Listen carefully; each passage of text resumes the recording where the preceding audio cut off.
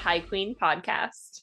Prepare to embark on a journey through books you'll fall in love with, as well as the leading ladies who inspire our own stories. Our friendship blossomed from pageantry to page turners, sparking a desire to show other women that they too can be their own main character. I'm Miranda. And I'm Autumn. And together we'll lead you through books of all genres, from epic fantasy series, romance, all levels of spice, even to autobiographies of real life heroines. Now, we are some passionate bitches. So remember, this podcast is rated R. Prepare your ears. It's time to celebrate the heroines who redefine what it means to be brave and bold. So grab your books, beverage, and bestie, and crack open your book to page 314. And let's check in with each other because we're together. Hey! Okay, so obviously Miranda is here in Florida with me. We're very excited about that.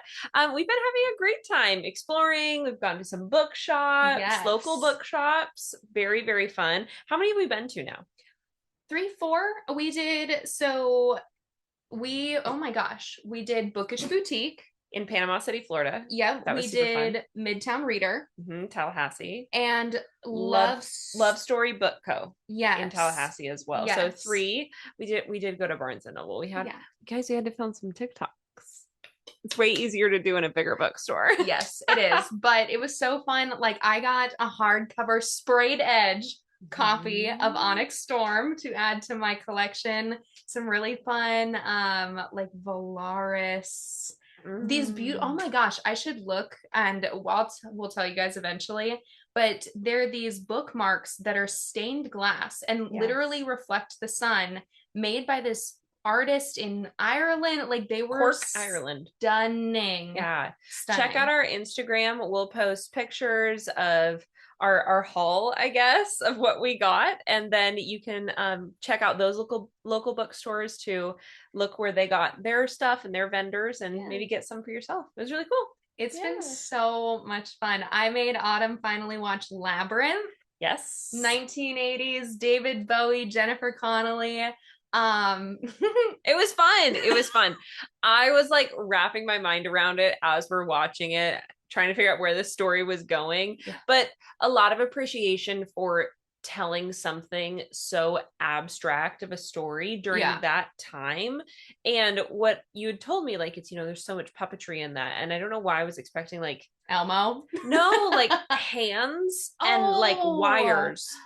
Oh, I never thought about like that was like that. What I first started with my head thinking that's what the movie was going to be, and then it was something very different. And I was like, oh, this just feels like fun fantasy, but 80s level technology. Right. I never thought about it that way. Oh, because it's Jim. If you guys haven't seen it, watch it. It's currently on Netflix. It's always on something, but it's Elmo. It's Kermit the Frog. Like, it's not strings, but I could see where you would get that. Yeah. But it's very near and dear to my heart. I definitely shove it down the throats of anybody and everybody who will let me. So I finally got to do that with Autumn. Yeah. So and you know what? Fun. The thing is, it does have a heroine in it who does experience a lot of character growth, like in the first 10 minutes of the movie. Yes. There's a lot of character growth very quickly. Yeah. So that was really fun. We got to do that. Miranda's been so kind and patient with my child, who has been having one heck of a week. But she puts on shows for us at our coffee table. She tells us all to sit down and puts on the show. It's usually some kind of dancing, singing, acting rendition. It's so good. And she's also had some major meltdowns in front of Miranda that she's got to witness my parenting style for. So everything, a little of everything while she's been here. Super fun. That's how I love it. That's how I like my vacations. I watched Encanto with her. I got to experience that movie for the first time, if I can speak. It's been great. We've been talking about this trip now for what, like 2-3 months? Something like that, yeah. Probably. And then I head to Washington, D.C. here right after this for class. Tomorrow. Yeah. And I'm going to be in like such a post-trip slump. Like we had brunch today at this other lovely place here in Tallahassee, and we were already talking about like, okay, when's the next trip? When are we gonna see each other again? When is it gonna work out? Yep, exactly. I'm already looking forward to it for sure. But fortunately, we'll have many more opportunities to see each other on our podcast episodes and to get to talk about all the fun things. So I say we dive into this book. You ready? I'm ready. I'm ready because, guys, I did my first foray into graphic audio. We listened on the way to Panama City Beach. Yes. Okay. I was so excited. I'd already finished my chapters of listening to them. So I was like, okay, do you want to hear it? And I was very excited. So press play in the car. She got to hear the voices, the background sounds, how they integrate music, and it was really fun. It was an experience. Yeah. As were these chapters. So time for our first impressions, and then we've got the summary for you. So for me, my first impression right away is there were two major surprises in these chapters. Like, I wasn't expecting this much adventure so early in the book.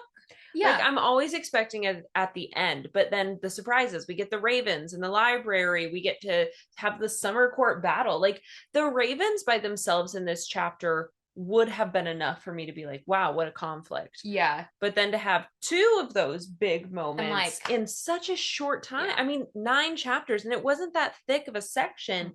So all of that was like, wow, that's a lot of action. What's ahead of us? It's gonna have to be filled.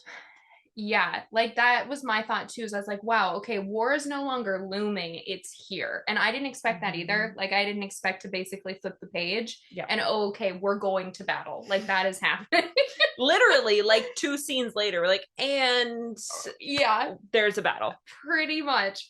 I also in these was so happy to have some questions answered. Elain's sanity. She's seeing visions, warnings. That's going to be super helpful, right? Like, as long as we can determine what all that means ahead of time. Give you that heads up. Yes. So I was grateful too, to like, not just have adventure, but still continue to get some clarity to some of those things that I've been like, okay, what is going on? For sure. Absolutely. I agree. Well, are you ready to take us through what happened in these chapters? I am. So speaking of what is going on, so we open this chunk with a very we have a guest with us. Yeah, for those of you who are listening, my dog is here and I'm trying to keep her at bay. She's excited to be on the pod. So we open with an annoyed Cassian because Feyre is still pretty sore. She says she's too sore to train. And so they show up at her door and he's just annoyed. He's pissed. And then there's sweet Azriel, who's bringing a salve. Is that how you say that? Yeah. I've never actually heard somebody say it. Oh. I've read it, I've seen it, but I don't know that I have literally ever heard someone say it. So I've always been nervous to say the word out loud and be wrong. It's salve. You've got it. Thanks. I need to just have confidence. So Azriel, sweet Azriel, brings her a salve for her muscles. He gets it, right? Like, she's trying to learn to fly. So instead of doing some training today, she's actually volunteered to show Nesta the House of Wind library so that they can continue the hunt for information on how to repair the wall. What are we going to do next? We get ready to go. And Elain, now we know it's not. But in this moment, she gives us more madness, prophecy. We don't know what's going on right now. Over muffins and scrambled eggs. And she just kind of looks at Cassian and goes, he snapped your wings, broke your bones. I know. That's so disarming. You're like, okay. And like, now we know what she is and what she's doing. But when I wrote that initially, I was like, foreshadowing? What? Really? I read that and I was like, when I first read that, I went, oh, you're talking about when they went to Hybern. Right. But some of then what we learn about what Cassian thinks too, though, in the moment. But it makes me nervous. Yeah. Because now we know she's foreshadowing things. Exactly. But in that moment, I still wasn't sure if I was getting past or if because the way that, like, the way she's speaking, it's very cryptic. Azriel, in the last chapters, like, winnows away to figure out what's going on. Yeah. And so I was like, what does that mean? And then Cassian being Cassian, he goes, it'll take more than that to kill me. And then she fucking goes, no, it will not. And that too, I think, was part of it where I was like, ma'am, no, it will not. He's alive. What? For do how not long? do not tell me right now that Cassian's going to die. I am struggling. We're going to war. We're in battle. I'm struggling. Anyway, so we're like, okay, Elain, let's get away from you. So we go to the library. We need a break from whatever she's telling us. And we go to the library where we don't get a break. But we get a hint into Nesta's power. As Cassian so lovingly refers to, wait, what did I write? Oh, sometimes I take these notes, you guys, and I'm like, huh? So we go to the library where we get a hint into Ness's power, as Cassian has now so lovingly referred to her, and I'm like, Nessie, the Loch Ness monster. I was like, why did I write her name weird? That's her nickname, Ness. And we're just trying to see if she can figure out something that's going to click. Nothing she's reading, none of these books, nothing's happening yet. So it's very cryptic, right? We love cryptic. We're waiting for it to just click into place. So as they look through the books, Feyre asks Nesta one of the most important questions in their sisterly relationship. Why do you push everyone away but Elain? And I said, yes, give us something. And then we get nothing. There's a hint of an emotion from Nesta. She's about to tell us, about to say what this connection between her and Elain is. And then bam, the world shifts. Feyre says, run, because darkness is devouring the world around them. Not the darkness we know and love from Rhys, a different darkness. And Feyre goes to winnow them away. And just as she's about to, just as she realizes, oh, I can do that, who steps right in front of our sisters? Motherfucking Hybern officials. And without time to react, the Hibernians, or whatever you call them. Oh, yeah, Hibernians. It's like, did we ever figure out Valaris people? Valarisians? No, but I like what you've come up with. Thank you. Valerians and Hibernians. Yeah. Hibernians. So without time to react, the Hibernians blow Fabane into Feyre's face, and there go her powers. No winnowing now. It's happening a lot lately. It is. It's very concerning. With no powers comes no tether to Rhys. So he doesn't necessarily know what's going on. We're the king's ravens. Ravens. His far flying eyes and talons. And we've come to take you back. Now, this is said more to Nesta than Feyre. And then, because I didn't know yet, I said, and if I think back, didn't Elain prophesize 2 ravens, one white and one black? Yep. And that's when I went, so it's not just seeing the past. Yeah. It's prophecy. And I was like, fuck, okay, it's fine. Then it makes you think, wait, what else did she say? Oh no. I know. Then I'm like, I need to be like writing down every. Oh, don't worry, I did. Bless. So the ravens give us some more information as to why they're talking to Nesta, when you would assume they would maybe be talking to Feyre. You took something from that cauldron, girl. The king wants it back. And we realize that the cauldron can't currently shatter the wall because Nesta took too much of its power. And Hybern's probably freaking out like, shit, now my plan's in shambles. What am I going to do? I need Nesta. Maybe I'll get Feyre as well. Put her back in. That seems like a choice, to put her back in the cauldron. I don't know. She might become the cauldron itself. I'm thinking maybe the cauldron would just like eat her. I don't know. Eat her. Absorb. They become one. So Feyre and Nesta need to make a decision, split second. Fight or run. Fight or flight. They choose to run. And they run into the dark depths of the library. And Feyre, as they're running, she says, you made a grave mistake coming here to my house. And I hope it rips you into bloody ribbons. It. And that it does. What is it? Well, if only we knew. We get some hints as to what it is in the bottom of the library. But whatever is in the darkness, or more so is the darkness of the library, makes a bargain with Feyre as she stumbles upon it. She sent Nesta away. They split. Feyre's pushing over bookshelves, doing everything she can, waiting, biding time until Rhys, Cassian, Azriel, someone comes to save them. And so she makes a bargain with it. And she receives a new tattoo. Right there on the arm. We got new tattoos.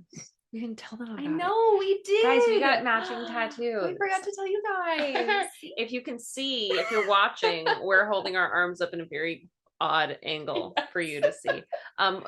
Check Instagram. Yeah. Okay. Yeah. Check TikTok.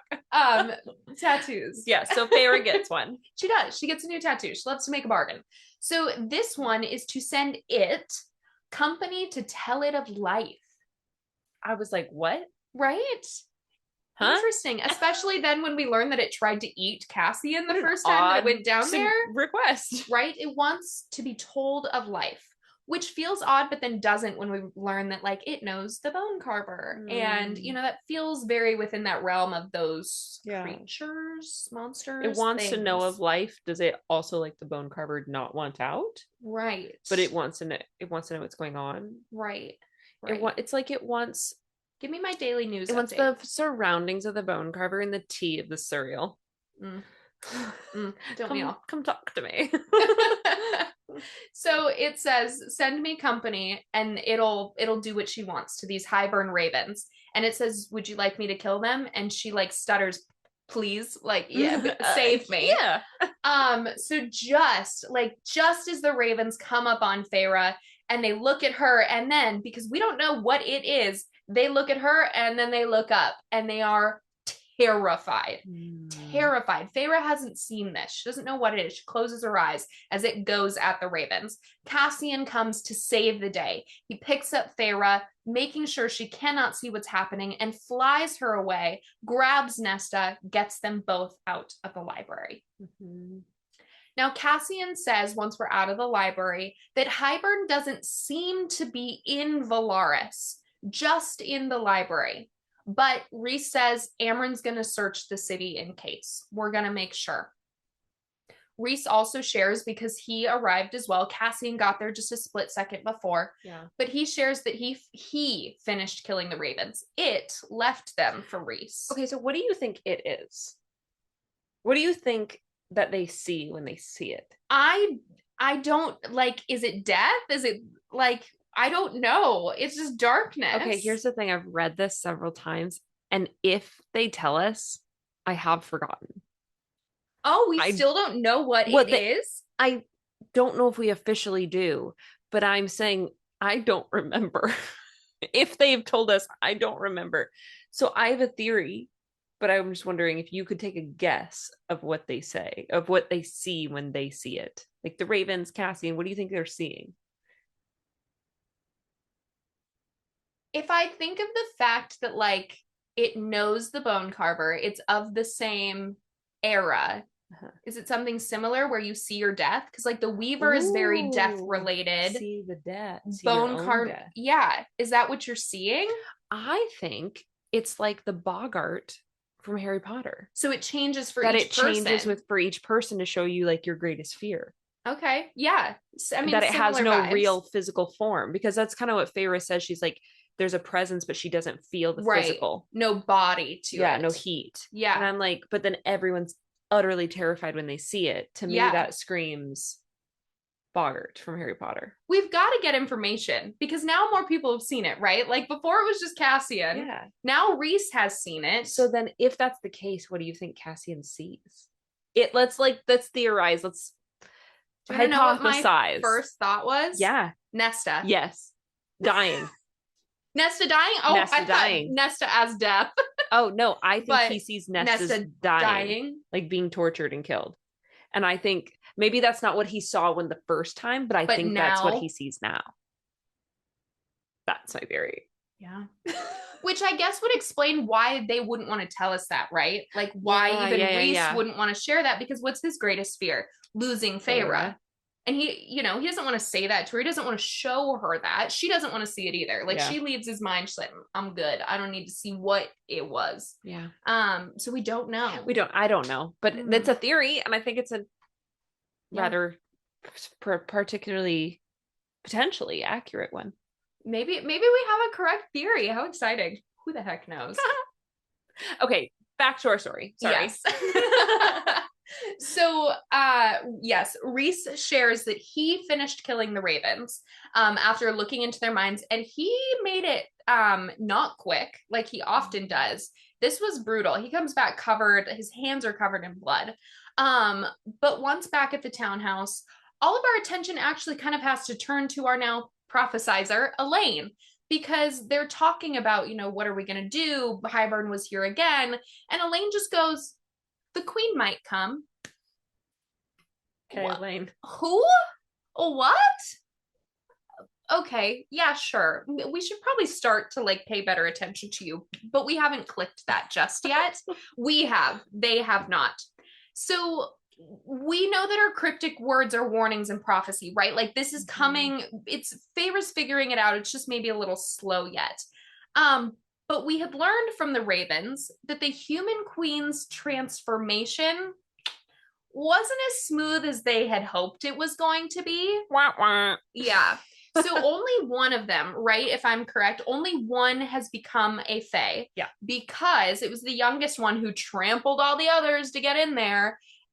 She comes out immortal, but she's a withered crone. And then we go ding, ding, ding, ding, ding. And Feyre was thinking of this as she's running away from the ravens. Quote, I saw young hands wither with age. Yep. And then we go, oh yeah. And then she said, twin ravens are coming. Yep. This is my contribution to your outline. So yeah. So it's clicking. And now we get an answer to a question that we have had since the last book that I've been like, who is the sixth queen? Where is it?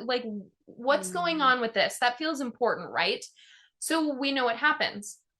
Elain says she was sold to a darkness, a sorcerer lord who keeps her. Her name is Vassa, and others like her at a lake deep in the continent, and was cursed to be a woman by night, but a quote bird of burning feathers, prophecy, by day. And then I said, lake in the continent.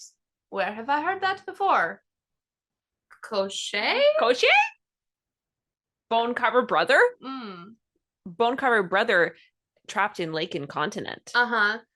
Lake and continent. Lake I'm and sure continent, there's lots of lakes brother. on the continent, but What, sorcerer? Death god, more like. Yeah. And it feels like that would be the kind of person who could put a curse on a queen. Yeah. So yeah. And a bunch of other women. Yeah. Swans there. Yeah. Swan Lake. Not Swan Lake. Oh, there's sorry. swans. Swan Princess.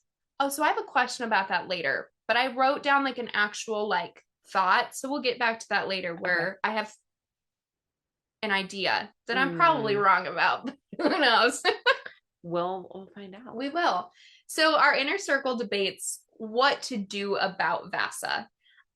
Potentially an ally. How do they find her?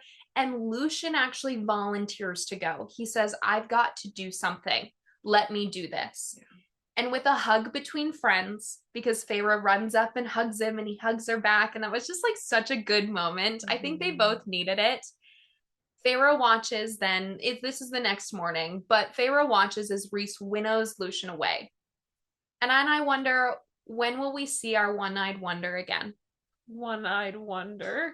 Oh, man. Yeah. So I wonder, when will we see this beautiful man again? This wonderful friend that we, he's redeeming himself. He's trying to connect with his mate, potentially. Well, I'm pretty sure it's his mate. But there's no time to think about that because Hybern strikes again. What? And Adriata is under attack. Beautiful, beautiful Adriata under attack. And we know because a warning from Varian to Amren, Varian and Amren, wow. Not even to come, not asking for them to come help, warning Amren to prepare the inner circle, the night court defenses. But of course, our court of dreamers, they step up and they decide we're going to help, which what else would they do? Exactly. Yeah. So Rhys, Cassian, Azriel, Feyre, and more, and the Illyrian fleet take on Hybern. So Amryn stays back to protect Valaris and protect Nesta and Elain. The rest of us, we are going. So Feyre and more are badasses. Like, did we ever question that? And they clear the palace castle, and they are trying to decide, okay, do we go up or do we go down? And they realize that the lesser Fae quarters are below. They don't have the magic that the high Fae have. And they're like, you fucking bastards, we're going to the lesser Fae. You can handle this on your own. Yeah. And I went, hell yeah, absolutely. Help those who need it most. That's what our Court of Dreamers does, right? 100%. Yeah. They start to fight their way through, protect people. Mor and Feyre are really like, I was surprised at the amount of beheading that we're doing. Mor's fighting style is to behead. Yes, it's not. She's old school. She like, says, baby, I've done this before. Off with their heads. They can't come back, right? Queen of Hearts. Feyre uses her powers in some of the coolest ways, honestly, in this. The fire choking, it's all so interesting. And then too, when we get to this room filled with Hybern soldiers, she fills it with the inky black so that they can't see. She then shifts her eyes again so that her and Mor, who can see in the darkness, are able to take them all out. So I was like, that's a cool way to use your power. That's super cool. Yeah. Second time she's used that night vision thing. Yeah. It's super smart. That's awesome. She's a really smart gal. Yeah. I'm so like proud of Feyre. I'm proud big sister. So in a brief break from the fighting, Rhys actually allows Feyre into his mind because she's like, where are you? What is happening? She's finally taking a chance to kind of, I don't want to say distract him, but know where he's at. Where do we go next? How can we help? So she goes into his mind where she is, and this I think is interesting because this doesn't happen often. The only other time that she's been so in his mind, so shut out from being able to leave on her own, was when she was dying under the mountain. Yep. So she can't, like, Mor is shaking her by the shoulders. She's not here. She's in Rhys's mind. So she sees that he is searching for what's putting a damper on his powers. There is some sort of spell or object or whatever, we don't know, that's making it so he can't, like, if he could do what he could do, they'd have landed in Adriata and he would have went, and the battle would have been done. But that wasn't happening because of something. So he lands on this boat and he sees Hybern soldiers, and then suddenly the king himself, the king of Hybern. There's so much talking here. Feyre is pleading within Rhys's mind for him to just kill the king, get out in case it's a trap. Rhys and the king are talking, but of course, they're doing it for a reason, right? Feyre's worried that the king is doing it to trap Rhys. Rhys is doing it so that he can send out his tendrils of power to try to figure out what is putting a damper on his power because he's tracked it to this boat. Right. Now, in this attempt to figure it out, they get to the point where it's like, okay, I'm not finding it. I've been here too long. So he shoots out some magic at the king because he's been trying to like see if he can get in his mind, see where his shields are. He's getting nothing. So he shoots some magic at the king and he vanishes. He's an illusion. Yeah. He like ripples. The magic doesn't do anything because he's not here. But he says one more, he says all of his bullshit, and then he does disappear. He goes, and as he goes, so too does the spell that was keeping Rhys's power at bay. And Rhys turns to the soldiers around him, and the ship turns into a bloody mist, which I'm like, he just like float on the water then, or I mean, he's got wings, right? Remember? Yeah. Nope. But then I'm also like, so what is that? We see so much of him doing so much with his hands in his pockets. Did he do that with his hands in his pockets? Did he pull his hands out? Did he go like this? Was it like Infinity Stones? Change the world. Yeah. No, I feel like he just breathes. Yeah. The hands still in pocket. Hands in my pocket. We're not yet to the point where we need to pull our hands out. A little nod of the head. I don't know. Bloody mist. Anyway. So when this is done, Feyre tumbles back out of his mind, like in her mind, and she's back in the real world, back in her body, in her surroundings, and she vomits. And honestly, I probably would too. That's like a lot. And like that, oh, she's gone through a lot. Her first taste at war, she's in his head, worried about what's happening. Also, if you think about it, how scary. If something had happened to Rhys in that moment, she was so far away. She physically, but her mind was trapped in his. Yeah. She can't get out unless he can allow her out.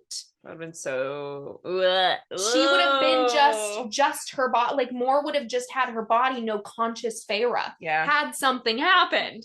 She would have been forced to watch it. Oh, that's so scary. Well, glad that didn't happen. No.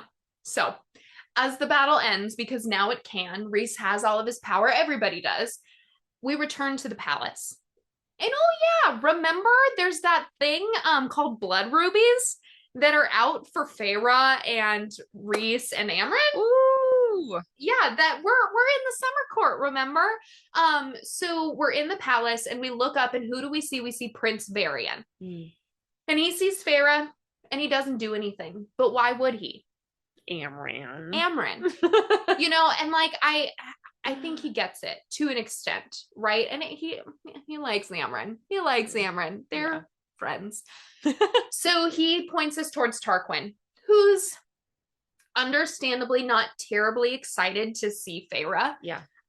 Because he thought that as the Illyrian Legion was coming in, that they had come to tear his court apart, like Feyre did to Spring, he says. And the Midwestern in me went, oh. Sorry about that one. He says, get out and take your army with you. We can hold the bay now that they don't have surprise on their side. Yeah. And Feyre looks at him and she says, we're here for you. You know, come to the meeting, Tarquin. We need you. Prythian needs you. That's Rhys, heavy. It is. It's heavy. Rhys shows up. They talk a little more. Tarquin is mad. Get out. But they're just trying to say, we need you. Our people, your people. We dream of the same world. We need you. We head to the war camp where we learn about 100 Illyrians died in the battle, but a lot of Summer Courtians.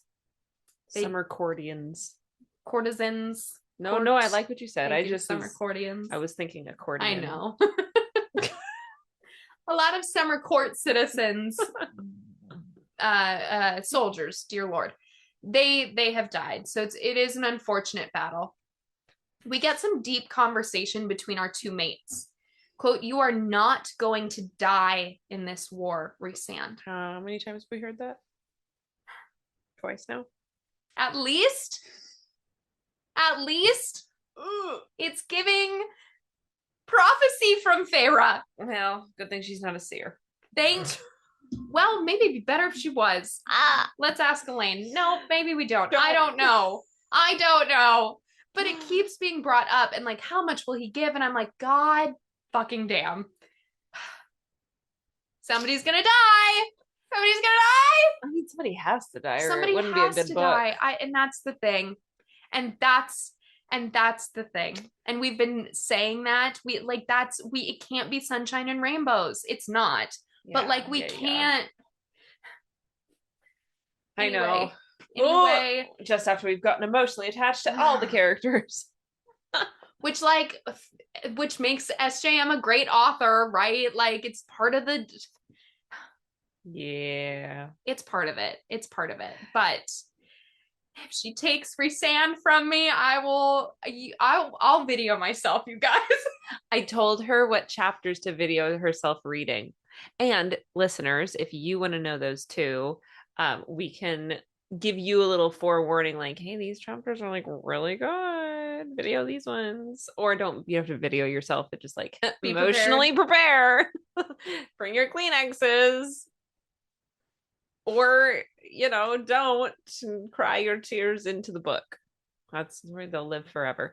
Anyways, continuing on. I'm so not ready. Well, it's just a lot that happens. You bring your pitchforks too. I'm already like, I'm not ready. Okay. We have a lot of deep conversation because Hybern said a lot to Rhys in those few moments, and a lot that, didn't sit well with Feyre. And she's always worried about her mate, right? That's her mate, but also she knows how much of himself he'll give and how he feels the weight of the world on his shoulders. And Feyre, being so smart, my God, she suggests it is time to move up the High Lord meeting. It is time to make that happen. No more waiting. And she also says to Rhys, she says, it's time to no longer put on a facade. It's time to take off the mask, to be the dreamer and not the nightmare. However, Feyre is going to keep her powers hidden for the time being. But it's probably smart. Yeah, it is. It is, I think. And I loved these two quotes. The world should know. The world should know how good you are, Rhysand. How wonderful all of you are. We can't let it continue like this. So no more masks, no more roles to play. We go as ourselves, as a family. Yeah, as a family. And I said, you know what? That's what needs to happen. It really does. And it's time, right? It's time for the rest of Prythian to see Rhys for who he is, which is scary, but it's time. Vulnerable. Very. So we're back in Valaris for just a moment, like literally winnowing, and already, we can't have a moment to breathe. We get a moment of play in the Illyrian camp. I'm like, wow, you're like laying on this bed of furs. I'm like, that sounds luxurious. Although they're kind of disgusting because they're at war. Feyre enjoys herself. Rhys does too. He puts up a shield so they can have their moments. But anyway, we're back in Valaris. And Rhys says, it is time. He tells Mor, we're doing the meeting. I don't care where it is. We're doing it. We're making it happen. But Feyre has other plans. And she looks at Rhys and she says, take me to the prison. And he says, right.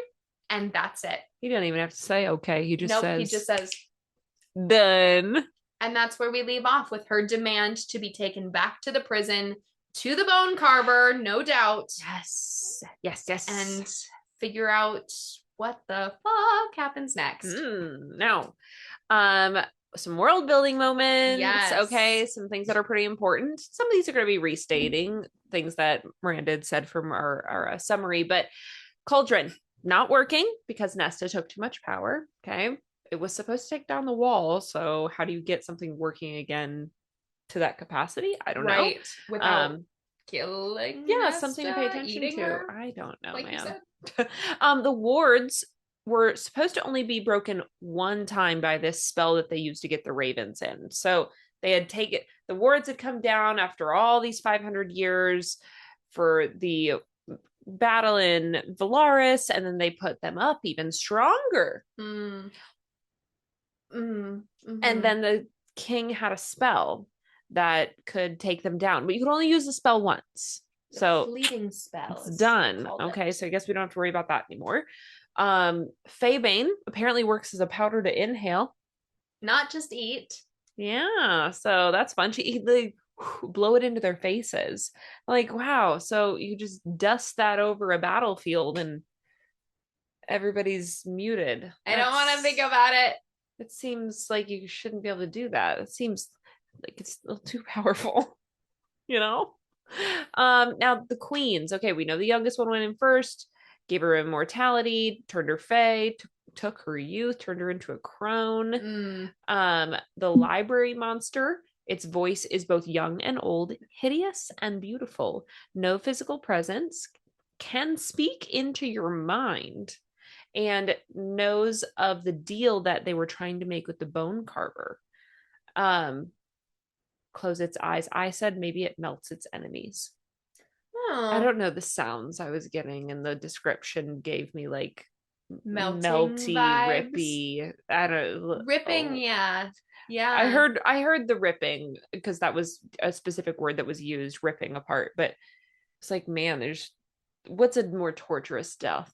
Right. That seems right. Right. Slow melting. With the world building, we've heard that rocks and the earth listen, tell secrets. Yeah. So interesting that that's not just a prison thing, that everywhere. is everywhere. Yeah, because some of the old gods were the trees and the rivers and the mountains. Mm-hmm. Remember? This is why world building moments are so important. Yes. Okay. Yes.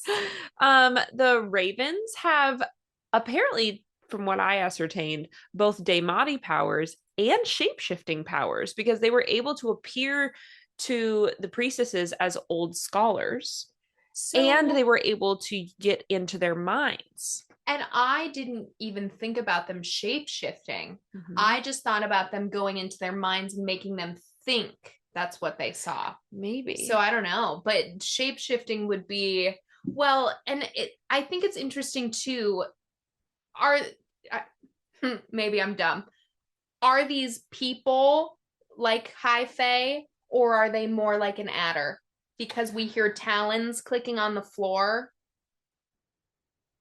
as they walk. Like that was something that I noted when I was reading. You think they're bird people? Well, I don't know, but there's tree people. I've never thought about Alice it. is a tree. I've never thought about it before. I thought it was just ravens, like the messengers, but you could be completely right. But I listened to this with Autumn, and then I reread it to take some notes, and there were a few things that I noticed that I didn't like clock before, but it says in the book like talons clicking. So I don't know if they're like high fae who are messengers. Interesting. Or if they're like lesser fae who don't look like a human, they look like something else. Like Alice looks like a tree.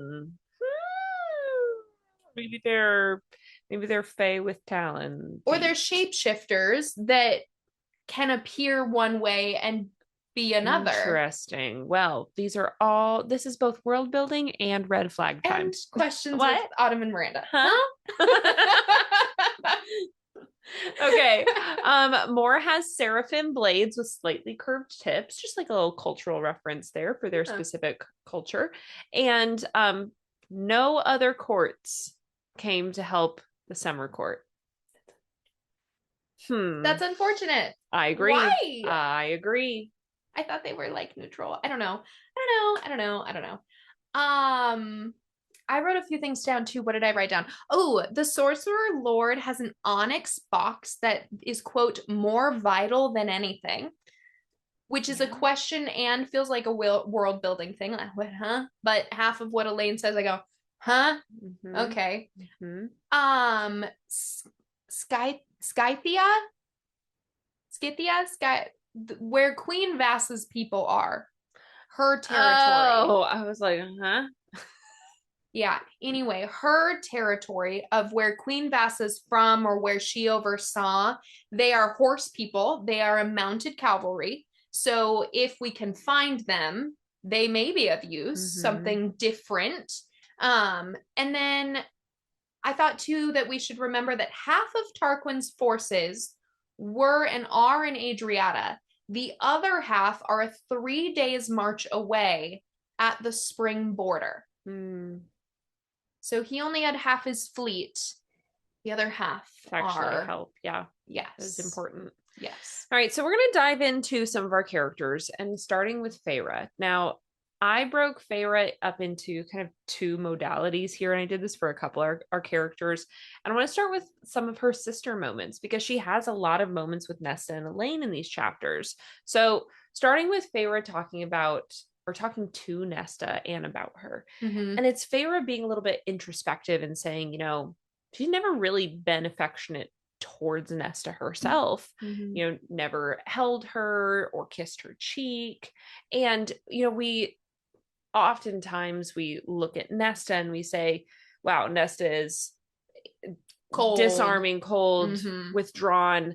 But do we often take a look at Feyre's side of that to say, did she try before? Right. How did she that go ahead and be like, can I work on this relationship? Or did she always say, you put me at arm's length and I'm happy to stay here? Two-way street. Right. And this for me is like a time of reflection to be like, well, I've never really tried either. Maybe I could be doing more. another moment of character growth. And Feyre really tries to understand Nesta a little bit deeper when they're, under the library. You can tell that she cares and realizes that she hasn't always given that effort and that maybe it's time. Yeah. And part of that too is when she says, if I go down, you run. Yeah. That was a choice that I did not need to debate. That did not frighten me, not for a heartbeat. And Nesta is like, whoa, are you sure? Oh my gosh, whatever. And it's like this moment of us even having this realization that Nesta was willing to cross the wall when Feyre was a human. Yeah. To check on her sister. Would Feyre have done the same? And now she is. But I feel like Feyre would have. I think she would have always put her family above herself. Yep. She was always giving of them to protect them and care for them and nurture them, even when she didn't really like any of them. Yeah. So I think she would have. However, I don't think Feyre has ever, until this point, stopped and said, what part of this issue did I have a hand in? Right. Has never verbalized or really been introspective about that. Yeah, for sure. Now, High Lady Feyre, we get, a couple moments from her too. So the tattoo around her forearm, this new bargain. I love that she's like, Alice told me not to do this, but I'm gonna do it again. She loves a freaking bargain. I know. I'm like, what else? Okay. How many more bargains are we gonna get? Okay. Right. Feyre's first taste of war, right? She experiences that, the smells, the sight, but also that push through fear and her realizing this is not what I expected, but I can absolutely do this. Yeah. And she even says in the book, she will be forever changed. And we're only one battle in. And there's this quote where she says, I tried to remember the usual fit of my soul in my body, the priority of things, my way of looking at the world, what to do with my limbs in the stillness. How did I usually position my hands without a blade between them? Yeah. How do I stop moving? This jarring, literally forever life-changing moment that you have to remember, how do I be the person I was before? Yeah. Absolutely. After just this one moment. And she had a taste of her own sort of trials, right? From under the mountain, but a battle with others you love and not just yourself to care for is a very different type of position to be in. And then on top of that, to be High Lady, where she's also got her Illyrian warriors and soldiers fighting as well, deaths that at the end of the day fall back on her as much as they do Rhysand and Cassian. Yeah. Now I really enjoyed the line where she tells Tarquin, our dreams are the same, a better world, a reminder, not everything you thought you learned about me is a lie. This is true. Not that he has any reason to believe her right now, other than them coming to save his people. But my hopes is that is a push towards an allyship that they really, really need right now. Well, and I think too, we're not really going to talk about Tarquin because there wasn't a lot from him or a lot of character growth or change. But I think back to the Tarquin we met a book ago, who was willing and open and wants this better world. And I think it will take time, but I still believe that allyship, that friendship can be there, and she does too. Yeah. And so I hope, that he comes to the meeting, that he, allies with them or whatever way that I want everybody to know how hard Rhys and the inner circle and Feyre and everybody are trying. I know. I want them to see what we get to see. Yes. I want that to happen. Absolutely. And I just really also enjoyed, you mentioned this earlier, Feyre's strategic mindset. Let's move the meeting earlier. Let's take off our masks. It's time. We would have had Tarquin as an ally had we done this sooner. We regretted that choice in some ways. Let's not make the same mistake again. But she's smart to do that because I think Rhysand just would have kept playing his game that he's been playing for his entire life. Because he doesn't know any different, right? That's what he knows and what has worked. Yeah, his form of protection, which has been very good. Yeah. Do you think Tarquin would have given them the book? If with they a had little bit more proof, more explanation and more proof. I think you would have been down. if the meeting with the queens had happened first, we show them Valaris, you know, yeah, I think he would have given them the book. I don't think it would have been easy, but I think he would have done it ultimately knowing the goal and knowing their goal. Yeah. And then don't make that same mistake twice, right? Yeah. This is not character growth. This is character being stagnant. But I'm going to mention it because Feyre still doesn't see herself as vital. This girl, when we're in this inner monologue of them talking about Vasa and Feyre's like 0.5 seconds away from saying, I'll go. I'm not needed here. I'm not vital. Bitch. Yes, you are. Stop. No, even Cassian was angry with you for that. Like, come on. I know. But Rhys does it too, right? They both do this, and it's like she constantly reminds him, and he needs to constantly remind her, which is good for them to do that for each other. But I was like, Feyre, stop doing that. Stop thinking of yourself in this way. Look at what you do. Look at what you provide. You're the fucking high lady. Yeah. You're not vital, bitch. Like, stop. I know. I'm ready for her to move past that. I am too. And this is not a character moment, but this is just something I had to put somewhere, that when we're talking to Tarquin and Rhys is like, she's my high lady. And and then fucking Tarquin goes, you do love to spit on tradition, to Rhys. I was like, okay. Yeah. That just made me giggle so much when Tarquin and the other officials like learn, because it's been shared. Your first preview of it. Yeah, it's only ever been said otherwise to like Night Court people, to Baron and his brothers, you know, and this is the first it's being said to like another High Lord. So I loved, you do love to spit on tradition. Yeah.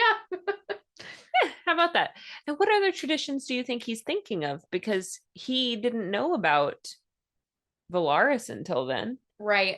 Well, I'm thinking he thinks of tradition of like, if they don't do the tithe and, does he know slavery. And, well, I'm assuming he does, because they don't say that the Court of Nightmares does a tithe. Yeah, that's true. I don't know. I don't know. Well, Mr. Rhysand, High Lord Rhysand, we're going to break him up into a couple moments too. We're going to start with those High Lord moments. So it was so interesting seeing him in this authority figure with the inner circle. Like, he's usually in this friendship, family moment. And this time he was truly a High Lord, giving directions, telling more no to her requests, like shutting people down. And I just, getting to see that side of him reminds you that he is capable of it. Right. Absolutely. It's very stern. And like I said in my notes, a High Lord and a general, like not just a figurehead making decisions and under doing pressure what needs to be done. For sure. Going to the summer court, it was the right thing to do, a way to make amends with Tarquin, both strategically and to help his potential friend. And I think that was done for two purposes when it comes to Rhysand. I don't think anything he does is ever straightforward what you assume it's about. No.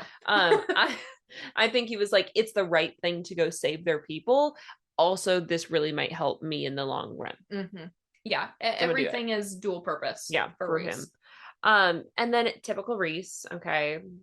But it's kind of why we love him, so it's understandable. But he uses a good amount of his power to winnow all the Illyrian soldiers into the summer court. He goes in already down, which I think makes his interaction with the king, or what we thought was truly the king, so much scarier. To be like, you're already depleted. What are you doing? And again, I go, Rhysand, stop it. Yeah. It makes you nervous. But he can do Crimson Mist first. Ew. Yeah. Yes, okay. This is disgusting. Second, whoa. And he can do that on depleted powers. What can he do? What can he do with his? What can he do when he pulls his hands out of his pockets? I want to know. I'm just imagining a Stranger's Thing, like hand moment. Like, if you did use your hands, would Elsa? it be more intense? You know? It has to be. The way that we talk about when this man puts on his show, he puts his hands in his pockets. To show that he doesn't need them to do something powerful. He needs them and he pulls them out. Yeah. I'm so excited and nervous, and I feel a lot of feelings about when it happens. Because like you want to know what it happens when he can do that, but also if he needs it, it's bad. I don't want him to need to do it. Yeah, I know. Now, needing to do things. I mean, Feyre's like, kill the king. Why are we standing here? Again, reference backing to Stranger Things where they're trying to get out of Vecna's mind. And I'm so sorry if you've not watched this show. You should watch that show. Spoiler! Okay, I didn't tell you who. Anyways, when the girls, we'll just say that, are trying to get out of Vecna's mind and they're just standing there having a conversation. And the whole audience is like, bitch, run. Right? What are you doing? Maybe let's not talk in this moment. Maybe let's like do something. That's how I felt with listening or being Feyre in Rhys's head, being like, kill him now. Why are you waiting? And he hesitates. He really says, like, he hesitates to know if killing him right now is the right thing to do. Do I kill him? Do I take him alive? I don't think that killing him is the right thing to do because all the other courts will perceive and know this moment as just I killed the king of Hybern. Yeah. There won't be any other context behind it, and they may actually further rally with the people against the Night Court. And all of those, I mean, we have to remember too, it's not just Prythian. It's Rask and Montessori. It's the Fae on the continent as well that feel a certain way about the life that they've been living and the life they want to live. And the king may just become a martyr. Exactly. Taking out the figurehead does not necessarily solve the issue in the long run, the systemic issue. So I can see why he hesitated, and I do think he did the right thing. I do too. I mean, ultimately it didn't matter, right? Because he wasn't even there. But I agree. I was nervous because I'm like, we've been here really long and we know how this man works with his spells and his traps and whatever. But if Azriel had been able to be there, granted, the king wasn't actually there. If he had been, you know, different story. But yeah, I get why he needed to contemplate. And I get Feyre's perspective too of like, oh my God, just kill him, be done with it. Yeah. But again, she's young. He's got more experience. Absolutely. He's been through a war. Yes. And he is a really good leader. We see this time and time again. I mean, Rhysand, the leader who needs to see things and does with clear head and clear eyes, very aware and present. He's described as that beacon of solid strength for the army to pull from. Whereas Feyre, she's conscious, she's there, but you look even at Cassian, his eyes are glazed over, like you can tell that this has taken a toll on him, and Rhysand is clear-headed. He hides it well. Yeah, he hides the exhaustion and all of it. Well, and yes, and so let's talk about some of those softer moments because he does hide a lot of what is going on well, except when he is with Feyre, he lets it down. This starts all the way back at the beginning of these chapters where Rhysand or Feyre remarks how Rhysand was sloppy. He was sloppy. That word with killing the ravens because of his rage and fear, right? He let that emotion take over his usual quick life taking. He spends most of the moments with the inner circle after that killing of the ravens with his hands still covered in blood before he lets Feyre kind of clean him up. Like he goes into a mind-numbing place over the thought of her dying and that fear of losing her. It's so palpable. You can feel it in these chapters, and his just like he wants his body to release, but he can't let that emotion go.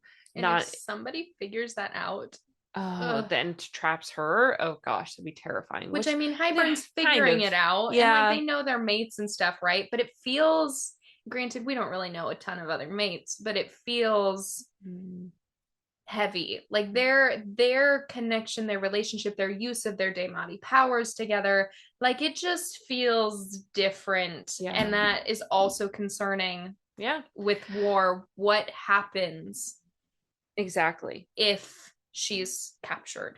And he is, if she's hurt. And he is feeling helpless. He's feeling helpless in these chapters. Like, he even says, what is the point of all this power if I can't use it to protect the people I love? Ugh, he's so stressed. Yeah. Like the stress you feel in these chapters.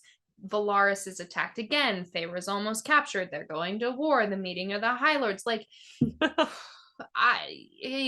it's funny too. Like, we get a lot of depiction in these of him, you know, when he's with Feyre, finally like letting his shoulders like slump and his chin dips, and just the weight of having to put on the High Lord positioning. I'm steady for you all, but I don't have to be steady in front of Feyre. And just like that thought of him just like, you know, kind of coming in on himself is just so. And he's always visceral. Been like that with her. I remember under the mountain, he comes to the prison, and he doesn't really come there to like take her away or even to talk to her. He just goes there to sit and have that release. Yeah, to have a moment for himself too. Yeah.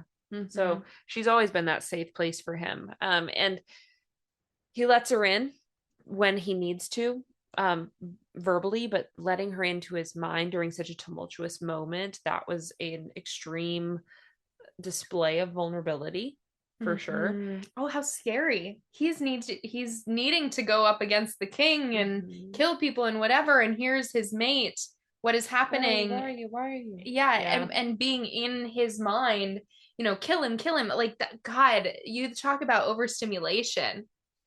And in a moment like that, just needing to make decisions quick on your feet, like, thank God he has the, I don't know, experience that he does to be able to deal with all that. At every corner. Yeah. Like, I'm here, but I'm also here, and I can be in both places equally. Yeah. Scary. You know, the king says that Rhys has been a source of entertainment for him, especially through Amarantha. And the king, you know, he's getting to him on purpose. He knows all these details. How does he know all these details? I would like to know, but he knows a lot about them. And, you know, we learned that too, Rhys is hurt by those things. That cuts deep for him. And he is a words of affirmation man. All right. He needs to hear the kind, selfless things that Feyre says to him. He needs to hear those things about himself, that he is those things.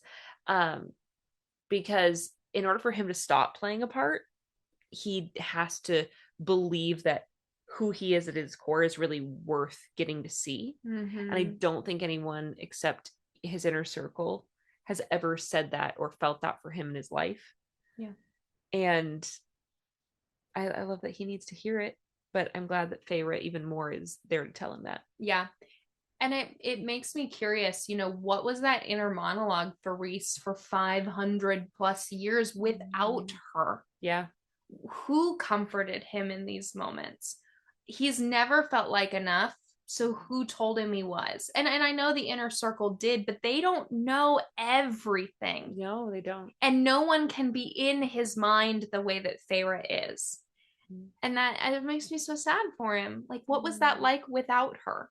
What would that be like without? Well, if something happens to her, I doubt he's around much longer. And if something happens to him, I doubt she's around much longer, which then makes me nervous. Ain't that the truth? Ain't that the truth? Now, we're going to move on to talk about Cassian, who has had quite a few moments in these chapters, actually, of getting to see him. Cassian, I only wrote down a couple things for him here, but most of them have to do with Nesta, if we're being honest. Yeah. Cassian can't stay away from Nesta. He reaches over her shoulder to get the breakfast. Gotta get real close. Purpose. Like, he could go anywhere else on the table, but he's like, I'm just gonna sneak right past you there. Just gonna, yep. He knows what he's doing. And then this moment, oh, I loved this moment so much. His hands clenched and slackened at his side as if he was trying to loosen the feel of her from his palm. And it reminded me of a couple of things. Number one, it reminded me of Pride and Prejudice. Mr. Darcy. Mr. Darcy, yes, where he walks away from her and flexes his hand. Oh, God. Every woman is like yearning. So good.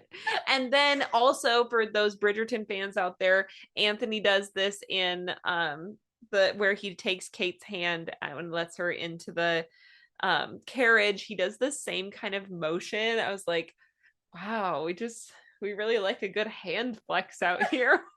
what? We as women, can you just clench and release your hand a little bit? Because you've touched me and I've had such an effect on you with my palm. I've been gone after I get home from this trip. I've been gone for a week, and if Josh doesn't hug me and then just kidding. Oh man. But yes, I really did enjoy that moment. Now, on the other hand, warrior Cassian, he describes a sadness in his eyes. We talked about that glazed over feeling for him of knowing his soldiers are dying and have died, 100 of them, and that he is the one who has to deliver that message to their families. And hand delivers it. He goes to the families that he knows. Of course he does. Yeah, I mean, I have no doubt in that. He's so caring and compassionate. He's this big, brute of a man, but he's passionate and caring and loyal. My God, we know he's loyal. When he chooses right at the beginning of these chapters to fly down the hole of the library again, into the darkness of a monster that he wouldn't even let Rhys go see. He was that afraid of it, which maybe he saw Rhys's death the first time. Or Rhys being trapped by Amarantha, or who knows? I won't let you go see. Maybe he thinks that's what everyone's going to see. Maybe. But for him to choose for Cassian to be that afraid of something, but he doesn't bat an eye to make sure that Feyre and Nesta, and I mean, he sees Nesta first, and he loves Nesta, right? We're pretty sure there's a bond there. But it doesn't matter. It's also his high lady, and I will protect her. I don't care what it is. He will get himself killed to save others around him. And then I said, fucking Elain with her fucking prophecies. I hope that that's her looking to the past. It'll take more than that to kill me. No, it won't. It will not. Okay. So Azriel? Azriel. Our other bat boy. Oh man. Okay. I loved Azriel's moment of talking back to the inner circle, talking back to Lucien and saying, she doesn't need anything. He's the first to know that she is a seer. He's the first to see Elain. Exactly. After in their last section, Elain says, no one has ever truly looked and seen me except for him, when she's talking about her fiance Grayson. Here's another moment. Lucian's got a fucking magical eye that we know can see more shit than just what it sees. We finally learned that. Now, Feyre does say perhaps Azriel understood because he can see and understand things that no one else can. Okay, fair. But I love that Azriel saw her and is like, no, I see you. I know what's happening with you. And I believe you. And it feels right. It feels right that Azriel is the one who hasn't necessarily looked at her like she's crazy, hasn't questioned what she's saying. He's taken it as, well, maybe it means something. Maybe, she deserves to be seen, and he does. And in some way, like, understands what she's going through, because he's kind of, I was going to say weird. He's not weird, but he's different. He's a shadow singer. Like, we thought that Daemati were special, and they are, but we've now met a handful of Daemati. Potentially 1, 2, 3, 4, 5. Yeah, that's a good amount compared to the amount of characters that we know. I only know one shadow singer. Exactly, and now we only know one seer, and perhaps that's not a common occurrence. Ooh. And so for them to see each other potentially, I think is really beautiful. And I love the way that he's different with Elain, that he softens. With Moore, he's very stiff and watching and awkward. But with Elain, he's tender. It says that when he goes to help Elain at the beginning of these chapters, that there are no shadows at his ears. There's no darkness around him when he's in her presence, because maybe he doesn't need it. Maybe he just feels comfort and like safe with her. Yeah, that's very, very true. Now, something else interesting about Azriel is he is very similar to Rhysand and Feyre in the way that he is very self-deprecating and self-defeating. I mean, he blames himself for not knowing that Hybern was going to attack the Summer Court, as if they haven't had enough happening. Well, and it's like they also know who you are, as they know that they have you in their arsenal. Yeah. So they're probably it's like Twilight. Oh, we're gonna bring it up again. It's like Alice. Like knowing that they have her, so they have to make decisions in a split second. Or that they plan in different ways so that Azriel doesn't know what's coming. Yeah. They also now know who, as we open up Valaris, as we open up the inner circle, they're no longer a secret. And so it is so sad that he continues to be so self-deprecating. Like, yeah, I get it. You're meant to know these things. But you can't know everything. Yeah. And it's a different kind of battle now that there's more details out about them. Yeah. So Lucien, also somebody who, in my opinion, is a little less self-deprecating, a little more sure of himself. Would you agree? Fitting to go right after Azriel. These two, maybe we'll have a little love triangle. We do have a little love triangle, I think, of Bruin. Yeah, he is, and it's funny to see how sure of himself he is when you would think that being in this space, an unknown home, without his friends, I mean, Feyre is his friend, but you would think that he would be so unsure, so himself, unwilling to want to help as he sort of investigates what's happening around him, but he's not. He's like, I'm ready to do what I need to do. Yeah. I mean, he's been not secretly, but quietly, I guess, to us as readers doing this whole time. He asked Feyre to, take me into Valaris, show me the town, take me to these libraries that are around the city, other libraries in the city. Let me go do some research. I'm not just going to sit here on my ass. Like, I'm going to do something. And so I guess to that regard, it's not surprising that he's the one who offers to go see the sixth queen or find her, I guess. He knows, he's like, everybody in this court is vital. Okay, you all have your little family, and the family I've been looking for forever. I am not needed here. I'm gonna go. This is the part I can play. And I have to wonder, do you think that as he's thinking about everybody's needed here, I can go, do you think he's also thinking this is my opportunity to prove myself to Elain? I think so. And I think too, it's proving himself to Elain.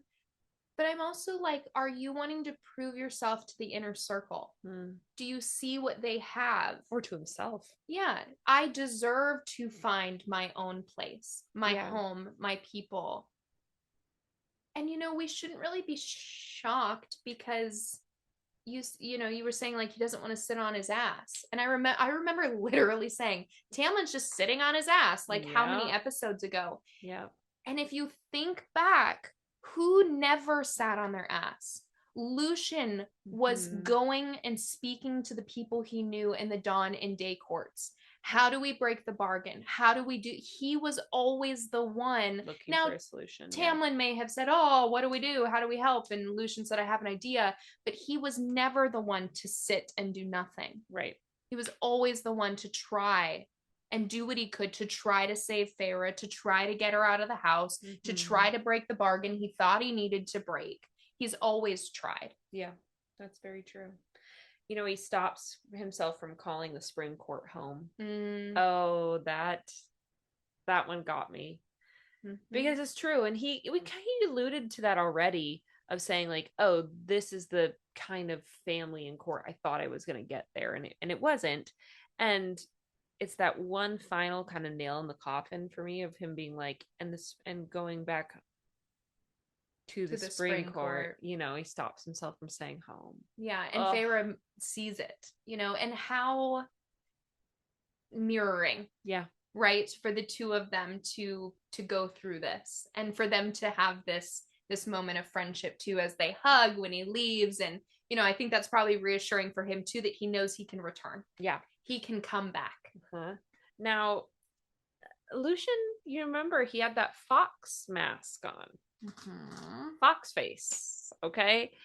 That kind of, you never know who I'm playing at vibe. Now, we know that his eye can detect spells and glamours. We already were like, okay, so how you not know Elaine's a seer? But my bigger question, you knew, it's not a question, it's a statement. You knew about the glamour Feyre was keeping on her then the entire time. She's in the spring court and she's got a whole glamour on her arm. She's in Hybern with a glamour on her arm. They're breaking they're putting the people in the cauldron. They're breaking the other, and he should be able to see it. Unless he was too distracted. But I'm going to say he knew. He's known about every glamour Feyre's been keeping on her, about her mating bond, about everything. He can also then see the damper that Rhys puts on his own power.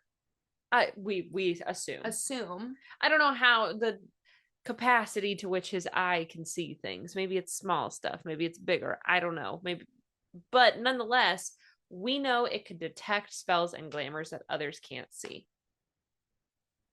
So, how much does Lucien know? How much is he playing that fox mask up?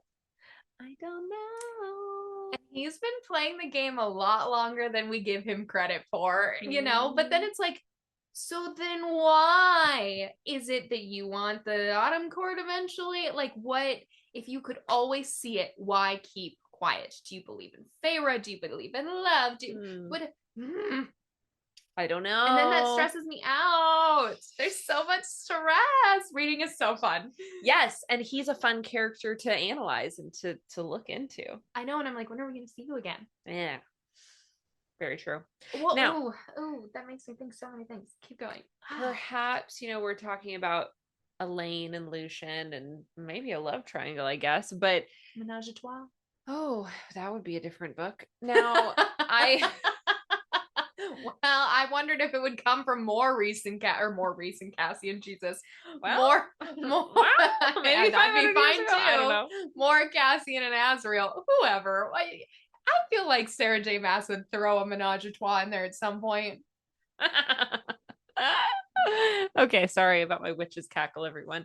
All right, now going back to Elain and Lucien, he's leaving. He looks back at her. He winnows away. She takes a half step towards him and then leaves. And goodbye. Like this built up tension, like, oh, Elain, you're making me sad. I mean, I'm sorry you're hurting and your brain has got 1,000 thoughts racing through it of the future, but I wish you would just talk to him. Right? Like and we don't know. There is that moment they talk. Yeah, it's so small. But we don't know when they leave, when mostly Feyre she's goes just to saying wash. random riddles. Well, okay, yes. But when we come back from the library and Feyre goes upstairs to wash Rhys's hands, Rhys, Feyre, and Nesta all leave. And Lucien and Elain are allowed to have a moment alone. Because we hear Feyre says, and I heard Nesta's door click at the end of the hall. So she's not listening. And then Feyre and Rhys go off to wash his hands and they don't listen. So maybe they said something to each other. Maybe they did have a moment. I feel like we would have maybe heard or gotten some of it. Enough to constitute the half step. Right. So something maybe. And I think that's what maybe led to that little bit. Right. But it's heartbreaking. And then it's like, Lucien, don't do something stupid. Don't do something stupid because you feel like you're not vital and you don't have your mate. Don't do something dumb. Yeah. Don't get yourself killed. And that makes me so sad too, to think about that when you have something to say too, girlfriend. I know. My dog is.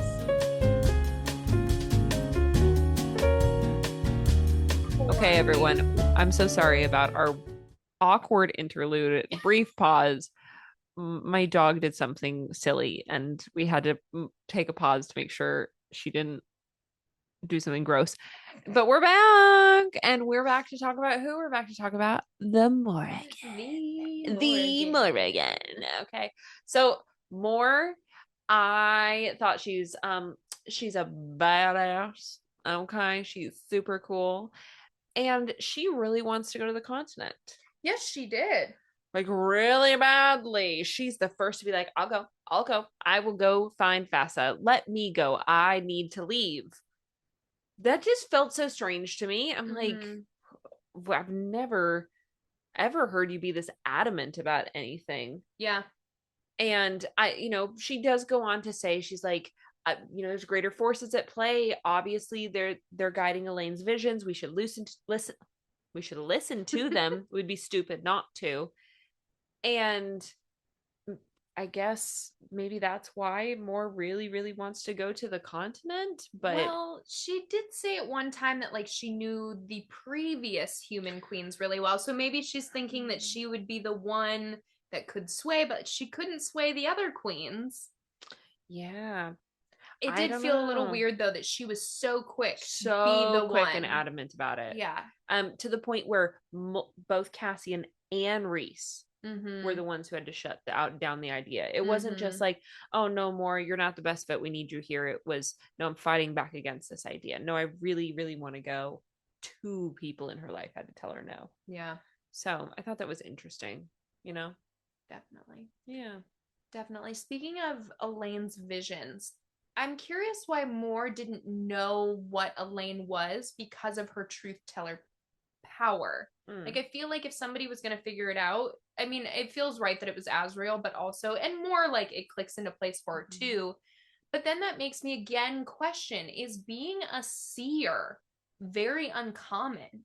Is that something that like it doesn't happen often, or it's never happened potentially, or whatever, that it wouldn't click for everybody? Be a common thought, right? You're thinking she's going mad because she's giving you these riddles. If you don't really hear of people being this way, you wouldn't know. You wouldn't know. Very true. I could see that. Battle mode Moore is a badass. She's so cool. I love that she's got her hair all braided up and she's like, I'm ready to go. Fuck some shit up. Illyrian leathers. I'm just imagining her just with her big cool. And they call them lightning given flesh. The Quicksilver blades. Yeah. Like, that's so cool. Yeah. I want one of those. I want right? Fun. Pretty. That would be terrible on the battlefield. Definitely a formidable warrior. I really enjoyed getting to see and read, in my mind, her description. And then, she has this jealous moment. Ooh, okay. Moore displays some jealousy about Cassian to Nesta when Nesta's like worried, which we'll get into that, worried about Cassian. And is it jealousy? Is it protectiveness? And then I went, is it jealousy because the attention's not all on Moore? But Feyre took the attention too, but she took Rhys's attention, and Rhys and Moore are cousins, so she was never going to get Rhys's attention in that way. Is it because Nesta's a bitch to her, and so she just doesn't like her and is protected? I know. I definitely felt this like jealousy though. Yeah. And I was like,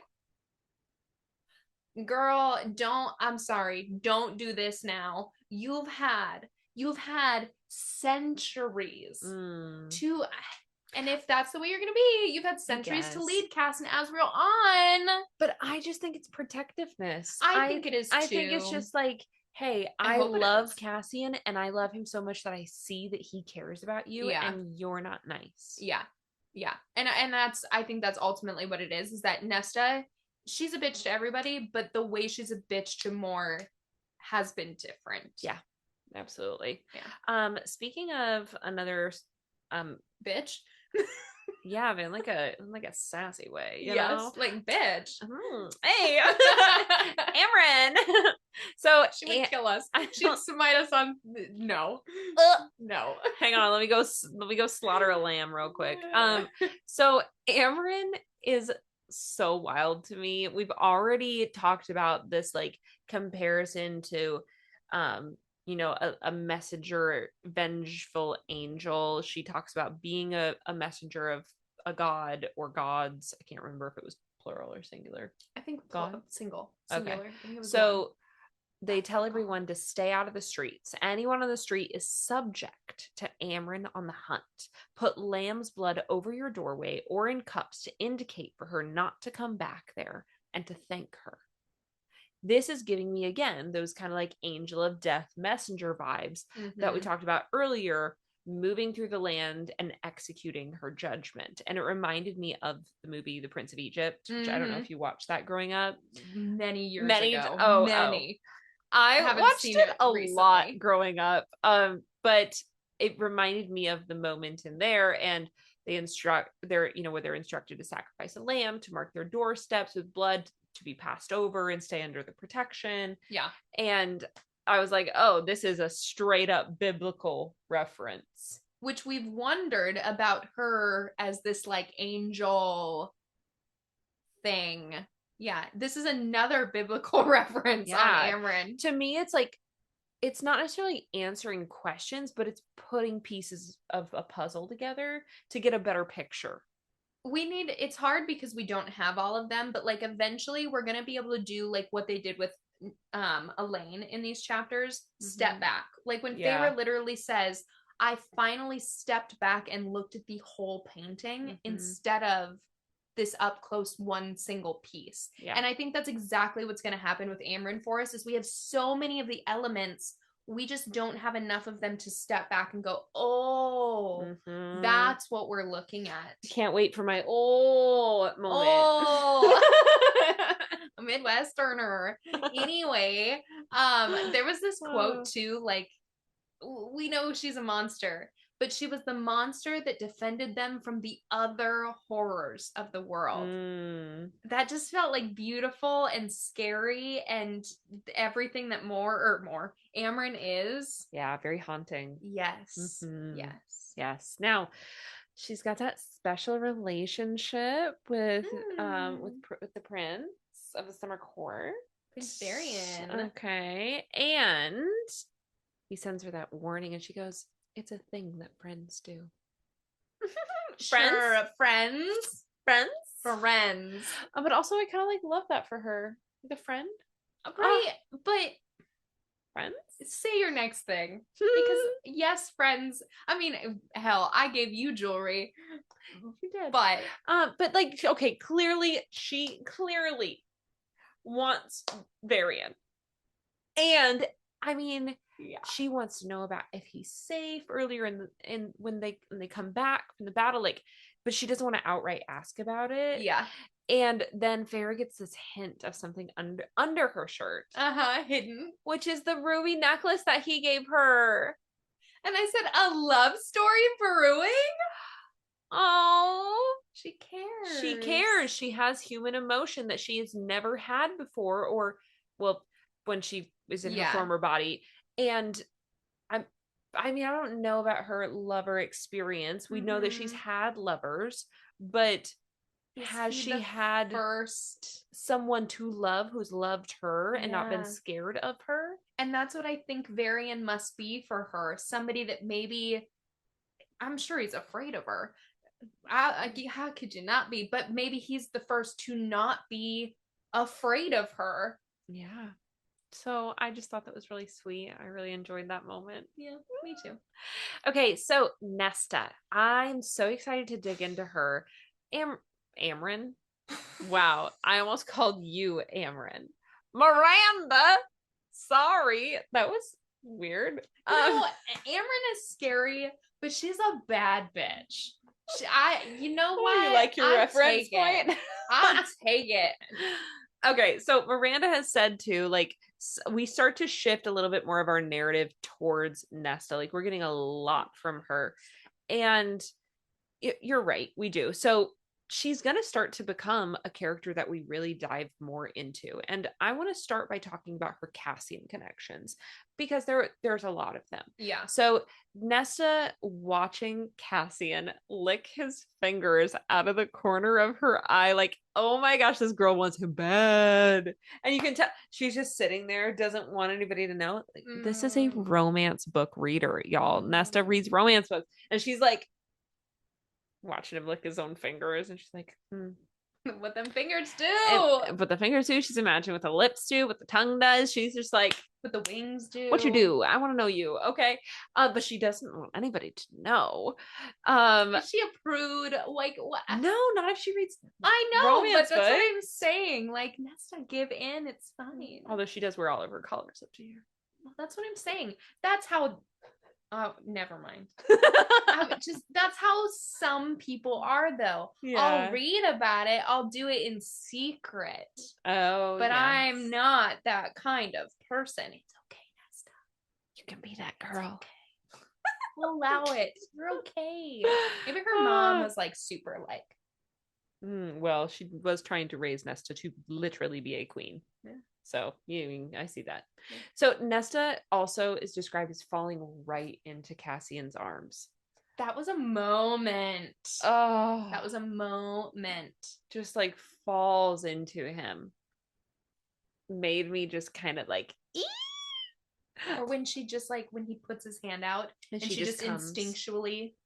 Mm-hmm. Yeah, straight to him. Her pacing back and forth, being like, where is he? Where is he? And she says Cassian. Yeah, where is Cassian? She always says him, that one, whatever. No, she said, where is Cassian? And I was like, yep, showing her cards. Okay. Showing her cards. She's like, I care about one person right now. My sister. Okay, I see you. Rhysand couldn't give two flying fucks. Where is Cassian? Yeah, definitely shows her cards in that moment, and that she has something that she's afraid of losing. Or someone, I should say. Elain and Cassian now. I know. And Amren really tries to appease her worries, right? About Cassian. Like, okay, he's off getting telling the soldiers about their families, getting a little patched up. Nesta, then once she learns that he's safe, I don't care. I think you do. I fear it's too little too late. Yeah. She's so worried about him. And it's like, girl, just let it happen. I know. And here's the thing. I wanted so badly to get that answer from her about why she cares about Elain so much. Because I think then potentially that could give us some insight as to like, she cares for Elain so much. She's afraid of losing Elain. So she doesn't want to care for Cassian, so she'll be afraid of losing Cassian. Like, I think knowing that about Elain would maybe give us some understanding about her inability to open up. Well, this is the second time that Sarah J. Maas has been about to give us information and then said, just kidding. So rude. So rude. So going over to those sister moments, right? Yeah. She is talking to Feyre and she says, I didn't know you couldn't read. I didn't even know where you were in your lessons when all of this happened, or her family losing their fortune, her mother dying. And I assumed you could read as easily as us. Why didn't you ask us to teach you? Like, it's an obvious thought to Nesta that of course we would help you. Yeah. Of course we would help you. And this comes back to Feyre a little bit. Yeah. Why didn't you reach out? Right.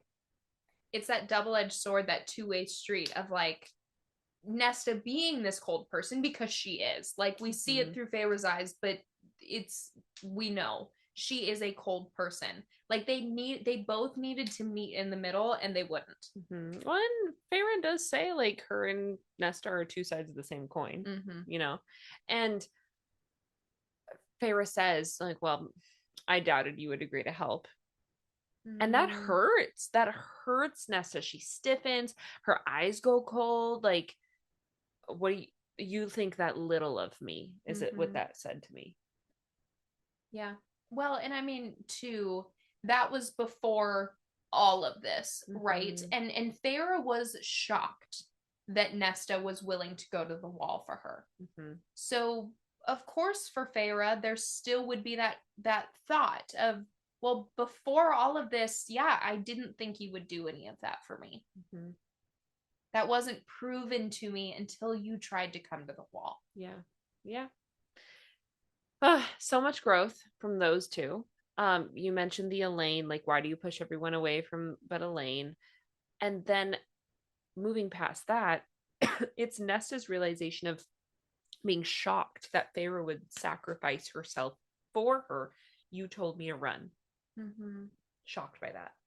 That is so interesting to me, because did you not watch her provide for all of you for all those years? Mm-hmm. All that she has done for you up to this point, everything she has tried to do to save humans, to save her family, to provide for them as a human, as the youngest, with no skills, let's be really honest, that she didn't teach herself.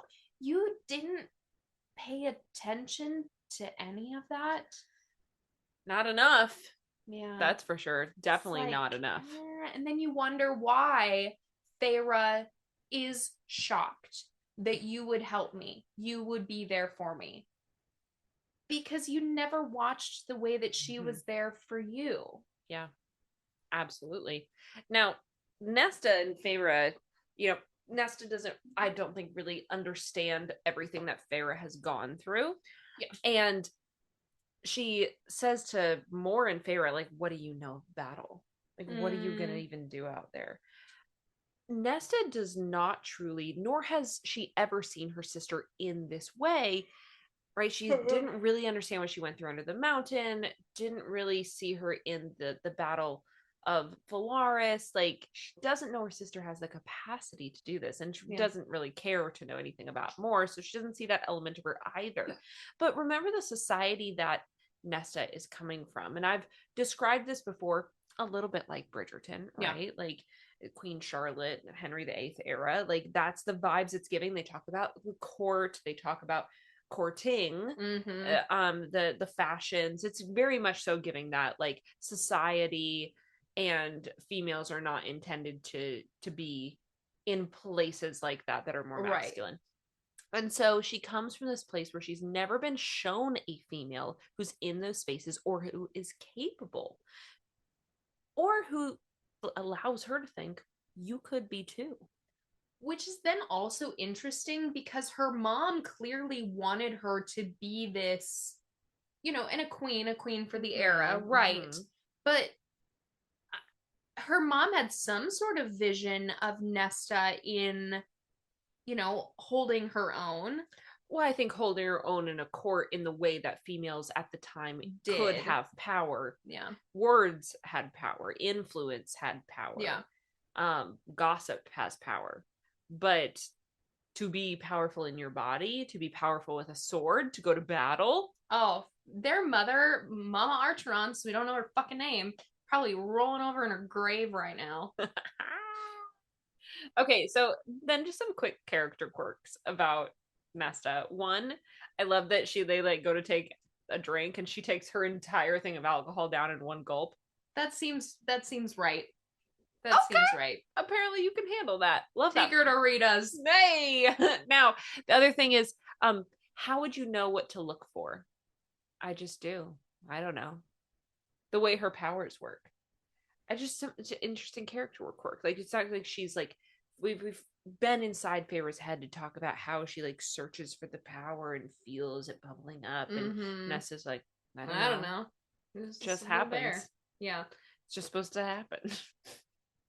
We've continued to try to ask her, like, what was the experience in the cauldron? What did you take? And she finally says this time, like, I don't know what I took from it. I just know that I did. Yeah. And that's making her a lot of enemies, which, I'm like, I don't know if the war with Hybern ends in this book, if it continues into Frost and Starlight and Silver Flames. Like, I don't know how long this goes or what happens after that. But we're making a lot of enemies. Yeah. We're getting a lot more idea of, like, people who may want her power or want her influence with, like, these old gods and these death gods and whatever she ended up with. Death in some fashion is certainly going to be curious to me, like, post-war, as the war continues. I don't know. I don't know how long the war goes. Yeah, it's definitely going to be interesting. Now, moving on to her sister, Elain. Okay, we have talked extensively about Elain in this entire episode. So going through this, we know she's a seer. finally glad to have that answer. Like she's not crazy. And historically, even in, present day real world, women so often get a bad rap about like being emotional, being crazy over things that are truly just misunderstood. I mean, think of insane asylums. Back in the day, people were deemed as crazy, and we now know those were a lot of other things. So maybe just women being hormonal. That was a whole thing in history of like a woman going through just a regular hormonal changes, and they were like, she's crazy. So this whole time I've been like, I feel like maybe we should give Elain a little space, Now we have an answer. She's a seer. Cool. Love it. And I'm so glad we got the realization now instead of later, because now she can start to kind of move forward and she can have a place too, right? Yeah. Nesta has something to do. Nesta is working through what it now means to be a Fae, her new life. She has a path forward. Elain's just been here. She's just been sitting and seeing, and nobody understands and nobody sees and nobody knows what's happening to her. But now we do. And now maybe we can move through that. And maybe she is crazy. Maybe she sees, but maybe she is, I don't know, maybe she will just forever sit in a chair in front of the sun and whatever. And then just give prophecy. Like, you hope that that's not the case. Yeah. But it could be, this could be too much for her. I don't think that it will be. But I am appreciative that we can stop looking at her like she's crazy. Her sisters can not stop worrying, but at least to some extent stop worrying about her mental state. They know she's physically healthy. Now they can maybe hopefully start to help her mentally. Right, absolutely. So let's look at some of these visions, prophecies, things that Elain has said and saw. So we know what the twin ravens one is. Twin ravens, one white, one black. Hybern attacks the library with the king's ravens. We got that one. The young withered hands with age. We know that that's the youngest queen. Excuse me. Okay, so we have a couple new ones though. So we have the queen might come, the one who is cursed, the queen with feathers of flame, the sixth queen, Vasa, the queen of, I think it's Scythia. Yeah. You know how to spell things, and sometimes I see Miranda's correct spelling of things sometimes I don't, because she reads and I listen, and so I usually write things phonetically because I'm not looking at the words. Which is fair. I'm just writing that shit down because I'm like, I don't know how to say it, but I'm gonna write it right. And then I see you spell it correctly. I'm like, what is that word? Never seen that word. Heard of that. Like, it's in the book. Yeah. Okay. There are horse people, human by, she is human by day. Wait, human by day? By night. By night. Thank you. I switched those around. She is human by night, firebird by day, sold to a sorcerer, keeps other girls too who are so much like her that he turns into swans. Let's see here. Oh, on the lake. Yeah. The other girls are in swan form. Okay. That's the prophecy we got. That's a big prophecy. That's a lot. Which I'm like, okay, so that's gonna mean something. And the second one we've already talked about for Cassian. He snapped your wings, broke your bones. It will take more than that to kill me. No, it will not. So we've got 2 to watch out for so far. So far, though, in the book, Elain's 2 for 2 on her correct theories. So will the next 2 be correct? Girl, bye. Get out. Don't do this to me. If she gives me a fucking prophecy for Rhysand, I'm gonna yeet my book at the door. I'll pick it back up, but I'll be mad about it. Oh, goodness gracious. And we already talked about her small half steps. I don't think we need to dive back into that. But let's dive into the King of Hybern, okay? He's made a reappearance on our character analysis because he is in here. He dropped some lore for us. Yes. He is clearly pissed, okay, that he has been duped by Feyre one too many times. And he knows about her powers. How? Who told him? Right. Is it just a guess? A guess at all that she's been able to do? Because he's not stupid. King of Hybern's out here like the rest of the Sarah J. Maas fandom, just like, I theorize. Serious. I'm gonna throw spaghetti at the wall and see what hits. One noodle stuck. I got it. but he's not dumb, right?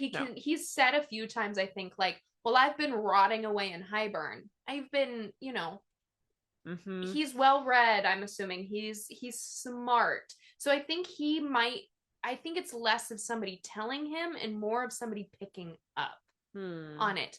And then I'm curious too, like Branna and Dagden. They're dead. They are dead, but they were Daemati. Were they? I don't know. Can they tell? I don't know if all Daemati can go from that distance, or just Rhysand and Feyre could because of their mating bond. I know. That makes me but I know, and it's the distance thing that like throws me off too, because Rhys can communicate well, and this is a pretty far distance, not as far, but when he was under the mountain, he sent to the night court, so they would know that he wasn't coming back. So maybe them. You all know, if you've listened to enough episodes, I want to say Bragdon. They're one. Brenna and Dagden.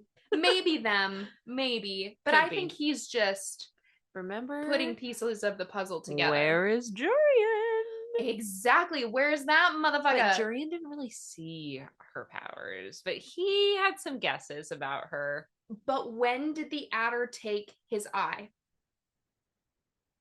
How much of those moments when it was on the finger? Yes. How much of that did he see? We don't know. And is he then helping connect the puzzle pieces? So these are great questions to ask. And the King of Hybern's also sitting here with his commander. So I have an idea. Here's what I think. They go get out their candles and their water bottles. And set up their podcast mic. Okay, Hybernians, are you ready? We've got an idea. Jesus. I think it's a multitude of things. Yes. I don't think he knows for certain. I think he's theorizing. I also think he's trying to get under Rhys's skin, and he is pushing buttons. He may not know if they're true or not, but just trying to push the buttons he can. Well, he knows the Amarantha part. And he knows that is a button he can push, and he pushes it real hard. Okay. I think something that maybe Rhysand didn't anticipate was the king knowing all of that, knowing all of that about Amarantha and his connection and using it. Because you would have thought that they weren't no longer chitty chatty, but again, we've got Jurian now, who was with Amarantha and was always in the room. And for a time, the adder who was around. So a lot that the king could have pulled from there. Now he is pissed. I mean, they say there was rage in his eyes. Okay. And then we get the understanding of why. We've asked that before. Why do all of this? Like, what's the point? There was room at the table for all in your new world. Except for there was room in the table for all in your new world, so long as they thought like you. The loyalist, how you looked down your nose at us. We suffered while you stifled and shut us out. No interest seeing my people bow before human pigs, seeing them clod a living while you shield and coddle mortals, granting them our resources and wealth in exchange for nothing, or reclaiming what was once ours. Feels so icky. It feels so wrong to truly believe that you are so much better than anyone else, so much more valuable than anyone else, so much more worthy, that you deserve more than others. And this feeling of this is rightfully mine because I had it first of all, is a very toddler mentality. Okay. And to speak that way about other human beings, it just truly shows the lack of empathy, of understand. Well, I guess they're not human beings, whatever, of Fae beings. Everybody, I think you can take a second, and we're just gonna leave it at this. Just reread that chunk. Really think about it. And why does it feel icky? Absolutely. I mean, clearly you can tie it to many, many moments in history, many moments in present day, but even thinking about the Fae and how we've talked about the class system in this world, and the king is willing to do whatever it takes to get back what he feels was his. We've talked about the golden era and how he describes that in the chapters previously, and that to me says it's more dangerous because they don't really feel like they have anything to lose. They already feel like they've lost it all. Yep. And so they're willing to do anything and everything to get back what they believe is theirs. And that's dangerous. That's a dangerous place to come from because Prithian has everything to lose. And that puts you in a lot more vulnerable space. So that's really scary. This entire yes, because he has potentially the most to lose. He feels right. They all do, but so that was such a powerful chapter, in my opinion, a powerful paragraph, if you will. Yeah. Going on from there, Rhys says it. He knows our histories, and now the battlefield feels insurmountable. Which is why immediately Feyre's like, we have to change the game. Yep. Like, he knows too much. We have to change the game. Yeah. Here, let's do what he doesn't know. Which is then a little scary because we don't have the Ouroboros. No. So what do we do? Yeah. How do we get? How does this happen? Right. You're very right. What is she? What's the conversation she's gonna have down there? Bargain? Oh, good Lord. No more bargains. Feyre, stop making bargains. I also love tattoos, but right. But at some point, maybe just go get one. Like, it doesn't have to come with a bargain. Oh, like, gosh. There's 1,000 strings attached. There's someone in Valaris who can just give you a tat. No doubt. Rhys, I'm sure, can just poof and give you a tat. Oh, goodness. Well, let's continue on with some more moments some more moments that are making us question things a little bit, leaving us with more questions and answers, stuff that we want to watch for and look for. Yeah. I want to start with, the summer court. It's supposed to be a neutral court. So why wouldn't the others come to their aid? Right. Did they just not know about it? But Varian is the one who says that, the other courts didn't come. You would think so that they said he expected perhaps, this is all theorizing, he expected the other courts to come, I would assume. Maybe he's the one who did also inform them since he sent that letter out to Amren. So how will that play at the High Lord meeting? Like, yeah, fuck you, everybody. Nobody came to help us. Well, and I think too, so Rhys is the most powerful High Lord in history. He can winnow in an army. That doesn't mean others can. Okay. So perhaps... Where was the Autumn Court? Well, and that's what I'm saying. The courts that are right fucking there, y'all could have helped. But for the others, maybe it's literally the Illyrians fly. You know what I mean?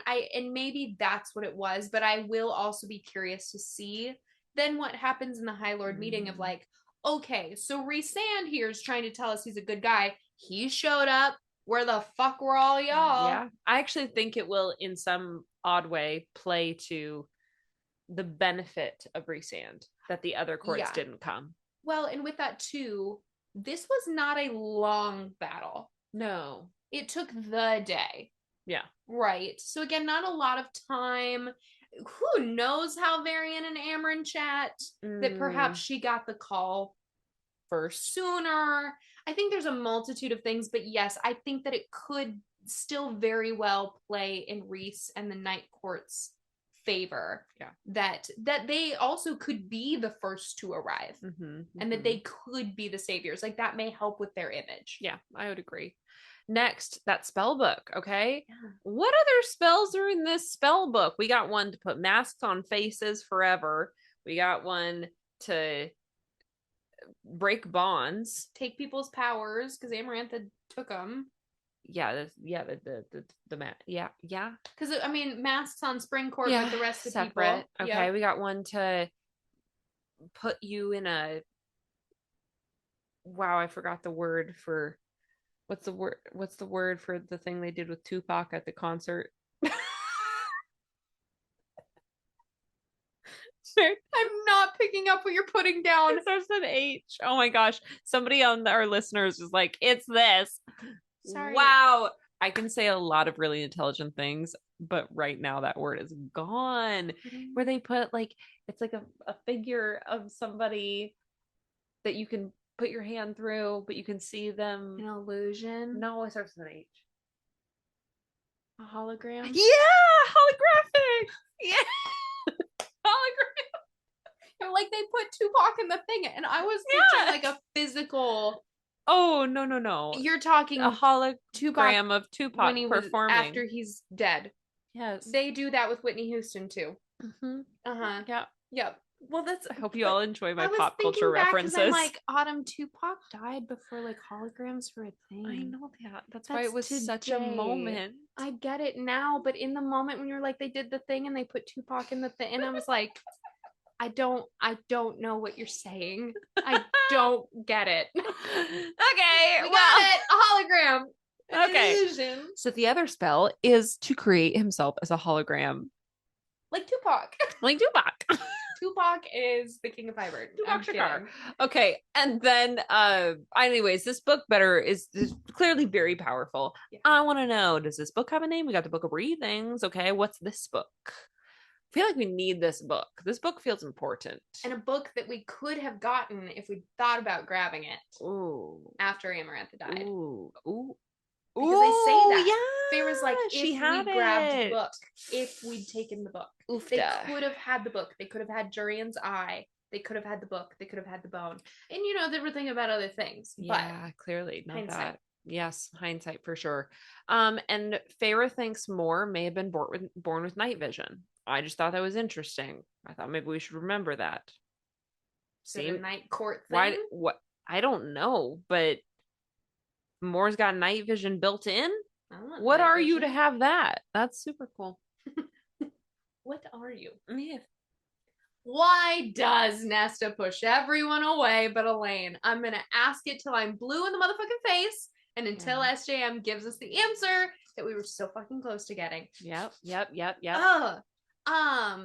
So Elain says that the dark sorcerer keeps other people like the queen, but quote, their feathers are white as snow.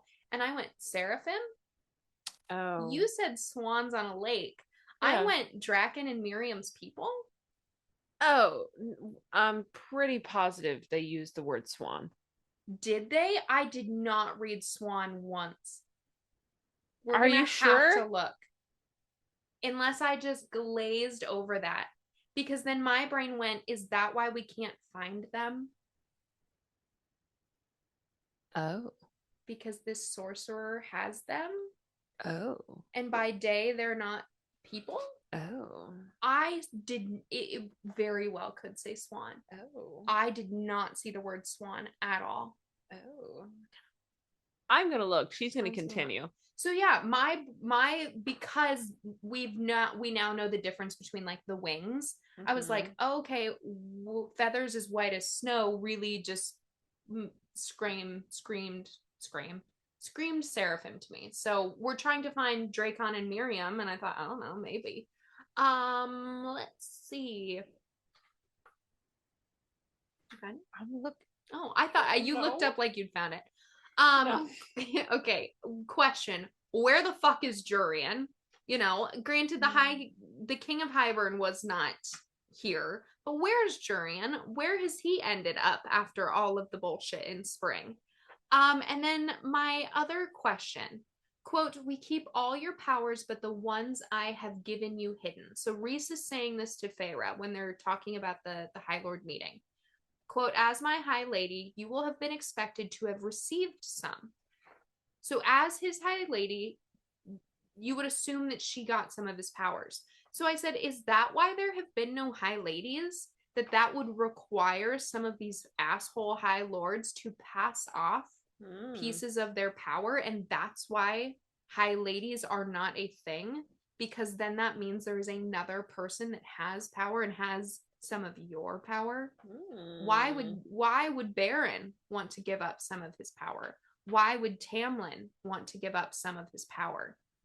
But then if they know that, would they have been so willing to revive Feyre? Knowing that by giving a nugget of their power, or do they just assume that like the the High Lady bond or ceremony gives power. I don't know, but I was like, that seems like that would tell me why. Yeah. So, did you find it? Is it swans? Well, no. But it very much so alludes to it. I'm gonna read it. We can all just decide for ourselves, okay? I mean, you probably know where the seraphim people are, so you can tell me that that's incorrect. Why would I do that? When I like your theories, okay? Okay. Do you know? Okay. Can you sense where she is? There is a lake deep in the continent, I think, hidden amongst the mountains and ancient forests. Elaine's throat bobbed. He keeps them all at the lake. Other women like her? Yes and no. Their feathers are white as snow. They glide across the water, while she rages through the skies above it. So I said white bird on water, white feathers on water, swan.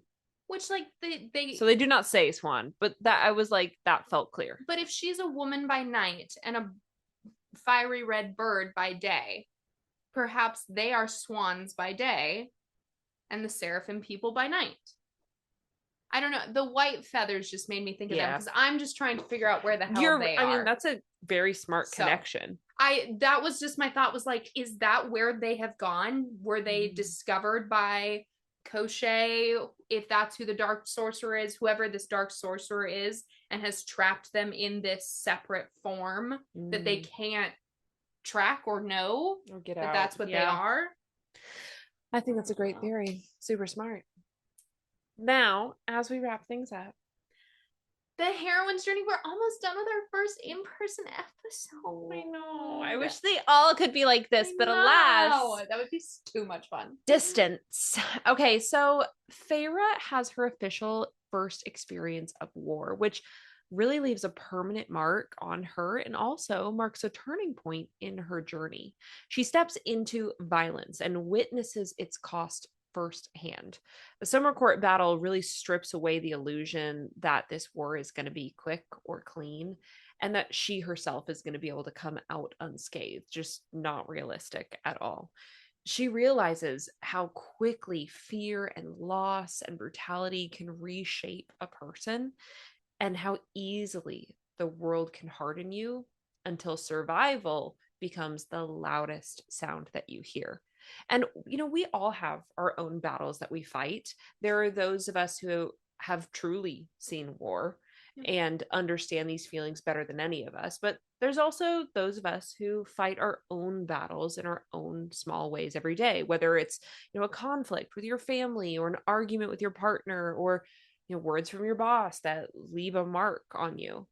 And there's a quiet grief, I think, in realizing that once you've seen or heard certain things, you can never really unsee them or unhear them. And that innocence, once lost, doesn't ever return in the same form. Perhaps you realize that you have to cut ties with a friend, you leave a relationship or a career that's no longer serving you, and those choices, however right they may be for you and in that moment, also come with their own grieving process, and one that we have to experience in order to let us move forward. And yet, alongside that loss, Feyre and ourselves as readers realize that these wars also reveal something unexpected: grit, resilience, and a resolve that we may never have known we possessed if not for those moments. Feyre's story reminds us that there are the moments that demand more of us than we ever thought we were capable to give. These experiences have the ability to numb us, true, but they also allow us to forge strength, to sharpen us, and to show us what we are truly capable of enduring. Good. That's so good. I'm going to wrap up like I tend to do often with a little quote that I think also kind of encompasses all of the things that Autumn was just saying. Rhysand asks Feyre, "How are you doing?" after the battle. And she goes to say, "I'm fine," which I think we are all quick to say. We're all quick to say, "I'm fine." But instead, I think that this quote from her is very powerful, and it's just a few words. I'm still figuring out what to feel. And that's okay. It's okay to not be okay. It's okay to not know how you feel. It's okay to take the time to have to know, what am I getting out of this experience? I don't have to be fine. I'm figuring out what to feel. Yeah, absolutely. Now, I know you want to keep going. I know we want to keep going. Wish every episode could be like this. And Miranda's so excited to keep going. But we do have to close the book on this one. But hey, every epic needs a cliffhanger, right? So let's savor the suspense. Remember, like, share, subscribe, and write a review. Yes. And before you remove your bookmark and prepare for your next week, remember, we're going to do chapters 40 through the end of 50. Y'all, we are like already halfway through this thick book. We're excited. Remember that whether you are conquering your own kingdom or cozying up with a good book, you are the main character of your own epic tale. Okay, queens, for real now. Put the book down, hold your crown high, and we'll catch you on the next page. We did it in person.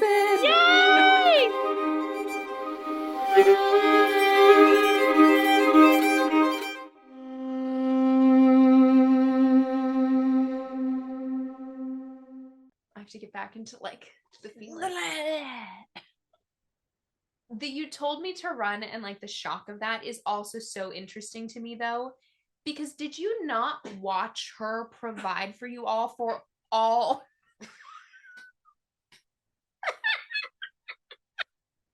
we can't get through this. Okay. Hi, oh, thanks for the lick on the nose. Are you alive? Are you good? She's behind me back. Everyone over here is okay. Take 3. Third time we're trying to do. Third time. Third time we're trying to do this. Holy hell.